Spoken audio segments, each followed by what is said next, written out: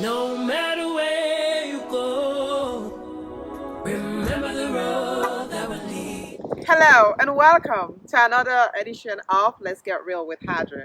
Today's guest was born in Sierra Leone, came here at age 11, grew up in South Florida, living in White Oak, Silver Spring, Maryland for 20 years, immigration and special ed attorney, and she is running for Montgomery County Council District 5. Before we go any further, please hit the like and the subscribe button so you'll be the first person to know when I upload anything. Without further ado, please help me welcome my special guest, future Montgomery County Councilwoman Fatmata Barrie. Hello, everyone. Thank you for having me, Haja. Thank you, everyone, for being here. I look forward to a fantastic interview. Fatmata, oh my God, thank you for being here. I am honored, it means a lot. Oh my goodness, how are you? I am doing very well. Beautiful day, beautiful outdoors. Right? And I'm honored. You're giving us a platform. What do you mean? You're like the queen bee. I wish I was, but honestly, like I'm looking to females like you because you're paving the path for us to dream bigger and achieve greater things. So this means a lot. And you're giving us the mic and the opportunity to spread the word. So, Well, kudos. well, from a woman to a woman. It's all love. Well, yes. Thank you for gracing my presence. Please tell us a little bit about yourself. So, like you said, I was born in Sierra Leone. My parents brought me here at age 11. I used to say I came here, but somebody said you should start saying you were brought here. Yeah. So I brought here at age 11. So I've lived here my entire life and grew up in South Florida, West Palm Beach. Did everything there. Got my bachelor's in psychology from Florida A&M University, HBCU. Historically Black College University, for those who may not know. Okay. And then went to University of Florida Law School. Got my law degree from there. Moved up here immediately right after graduation. Right after I took the bar, to be exact. And I've lived here now for the past 20 years in White Oak. And community engaged, doing a lot of civic engagement, providing legal clinics and things like that. Yeah. Very nice. You seems to be doing a lot. I am. Well, thank you. Thank you for I all am. that you do and more. Well, that's all that is because I come from a huge family. And my Okay. parents have always been givers. So there's 6 of us, 3 boys and 3 girls. I'm the second oldest and the oldest girl. So we are all over the country, from Massachusetts, Florida, Chicago, Atlanta, Georgia, here. So we're all over the place. Wow, Yeah, wow. yeah. Well, Famata, thank you. So tell us about the race you're about to embark on. Well, I'm already in it. Okay. So I started running back in June. I announced on June 28th, 2021. Okay. So it's almost a year. Right. Wow, your anniversary is coming up. Yes, a whole year of running for office. Who would have thunk it? But here we are. Yes. So I've been in it now. It's a new district. It was created during the redistricting because, in the U.S. every 10 years they do a redistricting all over the country. Okay. So in Montgomery County, we had voted to add 2 new council districts. So the people voted for that previous election. So because of that, when we did the redistricting, they added 2 new districts. Okay. So we used to have 5, now we have 7 districts and 4 at-large seats. So there's 11 council members next year. Okay. So because of that, they redrew the lines. So what they did was they created a couple unique districts. So our district is a Black plurality to make, to try to give representation on the council. And then they have another district that's a Hispanic, Latino, Latinx district. So our district has probably the largest number of Black people as far as district is concerned. It's District 5. But I got in the race before they drew the line. Okay. Because that part of the county, East County, has been neglected for decades. Resources, very, very low resources. And so I got in the race. Initially, we had an incumbent, and it was just literally me and him initially before they redo the lines. So, yeah. Wow. So you were kind of representing the minority. Yes. So trying to get in there. So I'm running on equity and inclusion. Okay. Because Montgomery County is very diverse. Very diverse. Okay. We have, and we celebrate the fact that we have 4 of the top 10, I think, most diverse cities in the country. But the inclusion and equity part is not really reflected very well. And you can tell by the power structure. The county executive race, the county council has 1 woman, and she terms out this year. She was the first immigrant person elected, and the only one. Was born out of the country. And then we have 2 black men. One is terming out this year, and the other one, Will Juwando, is a friend of mine who is also my former boss. Oh, okay. When I worked on the council, I worked for him on the council as a senior legislative aide. He endorsed the campaign. So with that, once Craig Rice leaves, you only have Will as a black person on the council. And it's a 19% population that's black. And women make up over 50% of the population, but it's not reflected. It's just it's not reflected. So because of that, I'm running on equity and inclusion in the hopes that we can have some representation. Yes. Yeah. Right? Yeah. So when did you become interested in politics? It's weird because I can't say I was ever really interested in politics per se. Back in 2017, the election was in 2018, but I guess back in 2017, we realized that we would have an open seat in the state delegation. So we determined that it would be good to have representation. Right. And so I entered the race eventually after waiting for a friend of mine to sort of decide what he was going to do. Ended up not being able to run for personal reasons. So I got in the race. I got in pretty, a little late technically because at that time we had for the county council, I think they had 27 people running. So anyone who could have been like a campaign manager and all that was taken and gone. So I ran back then. I won my precinct without having any real organization per se, which at the end of the day was good. We were able to get people who otherwise did not come out to vote to come out and vote, which was a really great blessing. Yes. Civic engagement has always been important to me. So when I became chair of the African Affairs Advisory Group, that was my focus, which was doing civic engagement, education, voter registrations, voter education. So I spent time doing that during that year of my term, and I just sort of transferred it and I've continued. Wow. Yeah. So it's representation. I think it's lacking. It matters. Yeah. There you go. Representation matters. Hashtag representation matters. Right. So how have you been received in your council district? Pretty well.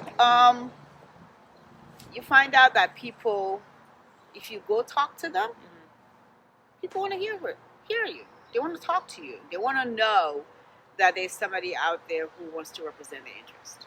And they, my community, my district is no different from any other district. Right. People just want to be heard. And that's what I want to do. I want to amplify people's voices. I want to make sure there's equity in everything, whether it's education, housing, health, policing, right? We don't want to be policed more than others, but neither do we want police to ignore issues that we may have. Right. So we need a balance, just like they have in every other community. And Equity in transportation. We have a major transit issue in the East County. We've been fighting for, and they've been talking about what they call the bus rapid transit system, which would allow a bus to have a dedicated lane to take us down and out of, so downtown Silver Spring. But then they started talking about changing and not being dedicated, which will make no sense. Right. So we need the dedicated lane, right? Right. And they've been talking about doing revitalization of the area. So you have what they call the White Oak Sands Gateway Master Plan. So that is supposed to bring jobs and housing. You have Viva White Oak, and it's great, right? It's fantastic. But part of the issue is, are we going to gentrify the That's place? what I was gonna ask. Because I see now in a lot of this community it's being gentrified, and so gets to a situation where people can afford to live there. Exactly, and that's always been my concern. I was on a board they call the East County Citizens Advisory Board, and that was always part of my concern, and that's what I always ask them. What are you going to do about those of us who want to live here? Are we going to be able to afford to live here? Everybody wants progress. There's no, I doubt there's anyone who does not want their place, their situation to be developed. Yeah. Everybody does. But do it smartly, with centering the people and paying attention to what the people want. Yeah. That is what is called smart development. It's not always just about the money. It's not always just about the profit. If the people are in the right position economically, emotionally, mentally, it'll be fine. And that's where I'm coming from, building our small businesses. Because Montgomery County celebrates the fact that over 80% of our businesses are considered small businesses. So they're technically the backbone of the county, but we don't make it easy for them. One, to come in, two, to prosper, and three, to stay, maintain. Right? The process is very laborious. And when you're small, you don't have the resources the big people do. Exactly. It's much harder for you. And they hire what they call hyper local. So they really hire people from in there, not getting people from Chicago and whatnot to move over here. So you want to build those businesses, and you want to make them strong. And a lot of us from our community are small business owners, right? Yeah. Most of us have our own thing, and you want to help build those and maintain them. And that's my focus. I'm people-centered, people-focused, community-focused. And I think that's the only way to move forward, where we can have true economic development. Wow. Tell that you're gonna do a fantastic job once you get to that office, because it's just the way you talk is just humbling. Like, you came from a humble background, and so you understand. You can relate to some of these issues. Not too many people that are trying to get into this type of offices understands this type of stuff, like the barriers and all and all the other challenges that these individuals, people in this community are facing. So for you to kind of understand it and speak to it and able to know what the issue is, it's great. And I can just tell that you're going to do a wonderful job for for your community, because again, and that's just who you are. You speak so passionate, about it. What's the biggest challenges you foresee in the future for this office? Probably one of the largest challenges is, depending on who gets elected, God willing I get in there, is whether we will have the status quo in the council that we have now.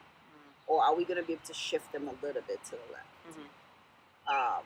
Because everybody's a Democrat, don't get me wrong. And we say we're progressive, quote unquote. But it has been challenging to get this council, this current iteration of the council, to move progressive ideas. It's been working in there for Councilmember Jawando and working on bills like police transparency, working on bills like use of force bill. those types of bills were very hard to move forward.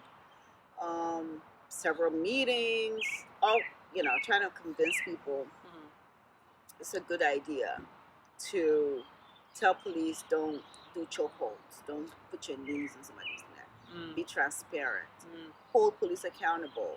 If a police officer kills somebody, the department should not be the ones to investigate them. You need to get somebody from outside. It makes common sense, right? Right. If I, God forbid, shoot you, I'm going to investigate myself. Does that make sense? It doesn't make any sense, right? Logically. So, but the reality is there's pushback, and so you have to work a little bit harder. So pushback from the authorities, like the higher? Yes, pushback from law enforcement, which then pushes back to the council members who are in office. And so for them, it's not as easy to just, and there are other things, right? We worked hard to get funding for detained immigrants, right? For them to have counsel representing them. So places like even Georges County, that's, they have, Fairfax has it, DC has it, but the most progressive county in the state of Maryland had a difficult time having it. And it's very shocking that you say that, because I used to think that Montgomery County kind of gets it together in the Maryland area. They get it together. We're the richest, if I remember correctly, we're the richest county in the state of Maryland. Yes, you guys are. But yet, we struggled. So people felt they don't want their tax dollars to go to criminal immigrants. But then I remind people, we have public defender's office. We have all these things where you provide free service to people who are alleged to commit crimes. And most immigrants who are detained, and they may have been arrested or stopped, but they're not always criminals, but they're treated as criminals. Right. So, and then, of course, we have the issue with our public schools, right? In East County, our public schools don't have the same resources as the other parts of the county. So East County is majority. I don't really like using the word minority anymore. I like to use majority Black and brown people. That's what we have in East County. And the schools are a reflection of the community.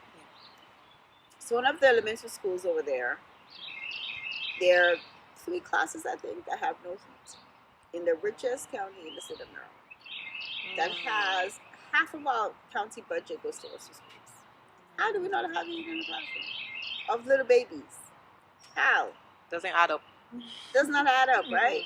And how is it that they put money in the budget to extend the school, to make it a little bigger, because it's small, so it's overcrowded, which means that when school starts at 9:40, I think, or 9:30, the first lunch is at 10:40. Babies, this is elementary school. So those little ones who are eating that early, they're gonna get snacks, they say, but until they get out of school hour, 2 o'clock, whatever time it is. That's too long. In the richest county in the state of Maryland, and one of the richest in the country, and most educated county in the country. All this just to say, you need people on there who will fight for this district. And part of the challenges I foresee is having to really fight to bring the resources. Because people have the misconception that when you're trying to bring resources here, you're trying to deprive others. Yeah, because you're taking from one side. And supposedly. But my thing is this. Yeah. For decades, you've ignored this part of the county. You haven't got anything. So you need to give us more to get us to par, and then you start sharing things equally. That's where I'm coming from. Yeah. So therefore, if you're going to give $10 to this, you need to give us $50. Just to make up for the past. That's it. And that's where I'm coming from, because the people pay the taxes like everybody else in the entire county. I mean, it kind of makes sense because if you're looking at a scale, they're already at a disadvantage. So in order to kind of bring up them to be at that same, level, you're gonna have to invest more. Exactly. And it doesn't mean that you want to deprive anybody else. Mm-hmm. It just means you want parity. You want parity. You want equity, not equality. Right. Equity.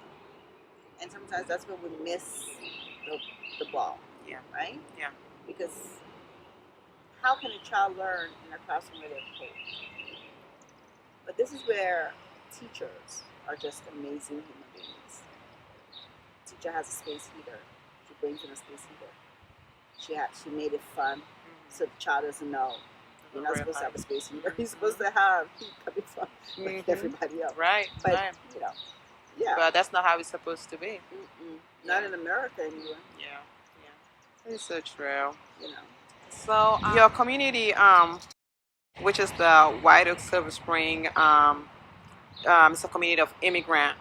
Do you believe that they're going to support you, or have you seen them, come out to support? So yeah, I see a lot of support, and I'm so blessed for that. That's good. I always say our community is no different from anybody else's. They want you to come and tell them there's an election. Please vote for me. That's what everybody else wants. One, and two, they want to see themselves reflected. Everybody else has someone who reflects them. They want to see themselves reflected. Give them a reason to want to be engaged. This, we love to say, oh, we African man, they will not do nothing. These are the people that will not like for get involved, will not like for do this, not for something, not like for do something. If you give a reason for what to do, if you don't get a reason, we say we'll come. Now all man are the same thing. Yes. We're no different than anybody else. If I want to go buy that shoe there, the only reason I go and buy it because I don't see my feet. Yeah. I saw it. So now, oh, nice. Okay. I can get that. It's once in a while you find something you're like, oh yeah, I'm gonna get that. Just me, out of the blue. Always, but generally, there's a reason. You saw it somewhere, or on someone, or with somebody who you think something about positive. But if I don't like you, I probably won't get it. Put some sentiments to it. It's the same concept. Yeah. It didn't happen overnight that we have these voting blocks of people. All these voting blocks, they were built over time. It was consistency of knocking on those doors, calling, emailing on a consistent basis. And you gave them something at the end of all of that.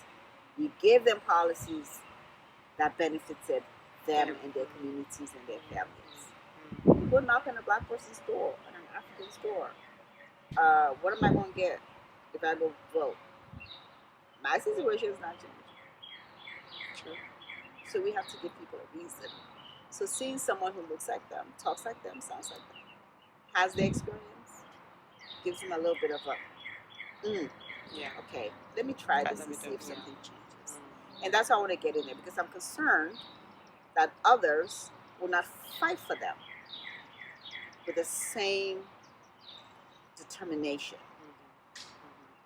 to get them what they need, one, and two, enough for them to stay engaged. Right. And realize that their voices matter. That's why I want to get into this. Wow. To make sure everybody's voice is amplified, regardless of your economic status, your immigration status, whatever, wherever you come from, you have the rights. Like, however you live your life, you have your rights. It's interesting that you're saying that, because you're really advocating, for your community. But a lot of time people tend to feel like they're products of their community, and they're like, okay, well, this is how things stand, so we don't deserve any better. Like, this is what that's the norm. So the fact that you're trying to shed some light, and they're like, okay, like, you can actually live a better life. You can have the same opportunity as in this other county, or for the other county that you admire, that you wish you have that same opportunity. That's great, and you're doing a great job. And I know once you get into that office, like, people are gonna look back and say, yes, nami salon sister that day, nine duam. So you really we're rooting for you, and we know by the grace of God, you're gonna go in there. Well, I mean, for me, I'm thanking the redistricting commission, right? Because they're the ones that created this new district, Right. which is a black plurality, and they intentionally did it to give a voice to this community because they know it's been lacking. Right. It was intentional. So if they took the time to do it, we now have to do everything we can to ensure that they didn't do it in vain. Right. That in fact, you will have representation and you will have a voice on that council, and your voice will be amplified. You know? It's great.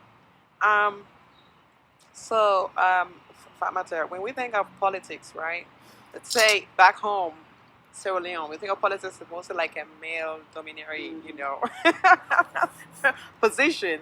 And then you come to America, against all odds. And here's this female, that is doing it and just giving us that hope that one day, or the kids, just giving them that hope that you can, be that, or anyone else that was. I'm gonna use your word for a second. You said you were brought here. Was it brought? Right. Yeah, you were brought here. So for someone that was brought here, what is something you would like to tell the next generation of immigrant to know? Oh man. You can do basically anything you put your mind to. Honestly, you're being born outside of the U.S. is not a negative, right? It's not a negative. Being born in the U.S. is not. It doesn't mean that that person is somehow better. And I think, many times for immigrants who come to this country, and I've met some doing door knocking. They immediately try to apologize for English not being, and I have to stop them. Why are you apologizing? That is your language. Well, you don't have an accent, so everybody has an accent. We all have an accent. Like literally, if I was home in South Florida right now, and I'm talking like this, everybody gonna know I'm from. That's my accent. That's that's my southern accent. That's what I grew up with, right? You go up north, you go from New York, people say things like, coffee. That's an accent, right? Right. So we all have that. And unfortunately for us, we sometimes allow it to hold us back. Right. And so we try to avoid public facing things. Don't do that. Don't do that. Whatever skills you have, whatever joy you have to do, do it. Do it. If it's making clothes, if it's running for, if you have any inclination for politics, go volunteer for a campaign. Intern for a campaign. Intern for a politician at their office. Learn what it is and see if you still like it. And if you do, get in it. Right. Listen, that dude got in the White House, y'all. Right? Look, anyone could. That dude got in the White House, y'all. That one got in the White House. Yeah. If he did it, anyone could, right? Do you need anything else to tell you that you can get into any of these roles? Yeah. You have to be born in the U.S. for the White House, so we leave that alone. Oh, You can't ever touch that. But anything else, Congress, Senate, Council, your school board, if you have an inclination and you think you don't want to do this big thing, go for the school board. That is extremely important. School board determines, like I was talking about, the money for your school, for your child's school, curriculum that your child is going to learn. Whether the teachers are happy, are they getting paid, do they have resources?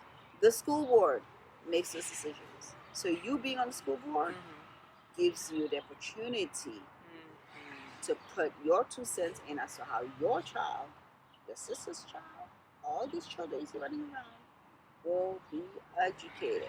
How they'll be educated, So I say go for it. If you need mentors, hit me up. If you need somebody to have a conversation, hit me up. I'm always ready. Always ready to have a conversation, have some coffee. We can do a fake coffee Zoom. Fake coffee Zoom, I like that. This is virtual coffee. Virtual coffee, I love it. Virtual coffee. Virtual coffee. Yeah. Yeah. Oh my God. So, no matter if your viewers want to support you, do you have a campaign or a website we can refer them to? Yes. www.fatmatabarrie.com, and it's the original Fatmata. Fatmata Barrie BARRIE.com. You can shoot us an email at info@fatmatabarrie.com. We're on Instagram, Twitter, Facebook, huge Facebook presence, and you can check me out my personal page. I also do a whole bunch of things on there. I have a Facebook group called Black Diaspora Voices, so check it out. That's actually a very good Facebook group. Viewers, please, me salon people them, because we boku now White Oak, Silver Spring area. Please let we come out. Let's come out in numbers. Let's support with sister. This means a lot for we. So if you are in the White Oak, Silver Spring area, please, on July 19, go out, count, let your voice be heard. Fatmata, all you have to do is just cast that vote. Fatmata is going to take it to another level for you. Another thing you can do also, you can volunteer and donate to her campaign. Please, let's do this for a sister. Let's help her, and let's get her to that position. Then we can look back and say, now we salon sister, and I get that position. So. Yeah, and Montgomery County residents, your donations are matched by the county. So if you donate $25, it becomes $35. Oh, wow. Oh wait, $50. $50, And if you donate $5, it becomes $35. So your donations count. We need volunteers to help us knock on those doors. If you have young people who are home from college, we're doing internships. If you have high school students who are maybe seniors or juniors and they need their hours, if the school will allow it, we're giving SSL hours. We're giving SSL hours. So we need all the help we can get. You can call. I wish I had the number. I had the number that I don't remember now. You can give it to me. I'll give it to you. Yeah. Yeah, so you can call the campaign if you want. And we're up and running. Yes, exciting times. Yes, Parents, yes. Summer. This is summertime. This is something to have your kids, your older kids to get engaging. You know, there are 8 of us running for this race. Wow. And I've had all the endorsements so far. Yay. Except for 4. So other people have 3 other people have received 4 endorsements. Total. In total. So 1 got 2, 1 and 2 got 1 each, I think, or 2 each, or something like that. But I have 8 endorsements. Look at that! I feel like you already went. Well, one leg is already in there. God willing. Yes. God willing. Have the teachers, you get this. Got the teachers endorsement. That's good. Got Jews United for Justice. Nice. Casa in Action, the largest immigrant rights organization in the region. Like UNA, which is a labor union, SEIU, another union, just Women of Color Coalition, just a myriad of different endorsements. And so we have a really great chance. And Fatmata, you've built your resume, because just looking at, when you started this interview, just talking about all the other things that you've done, you know, to get to that level. So you've done the job. Somebody said, I've done the work. Now I'm looking for the job. Yeah. I want you to hire me to be there and get the job. But fought for voting location in White Oak.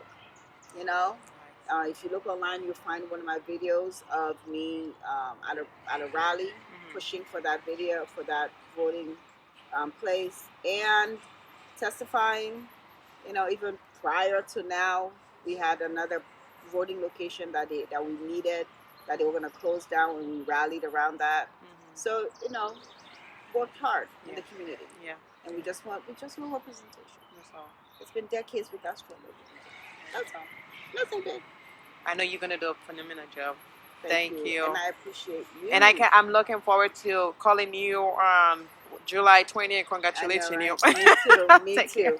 Thank you so much. You're Haja. welcome. Thank you. Thank you. You are doing an amazing job. You are representing well. You are doing it with class. And that is something you can't get everywhere. And just keep on doing the good work. Thank you. You are making us look good. Thank you. You're giving us an opportunity to speak and have a platform, and so appreciate it. Thank you, Fatmata. Thank This you. means a lot coming from you. I appreciate it. Thank you. See you next time on Let's Get Real with Haja.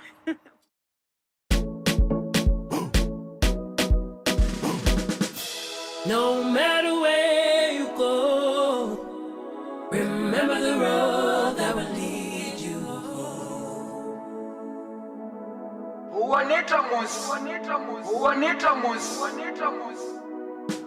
No matter where you go, remember the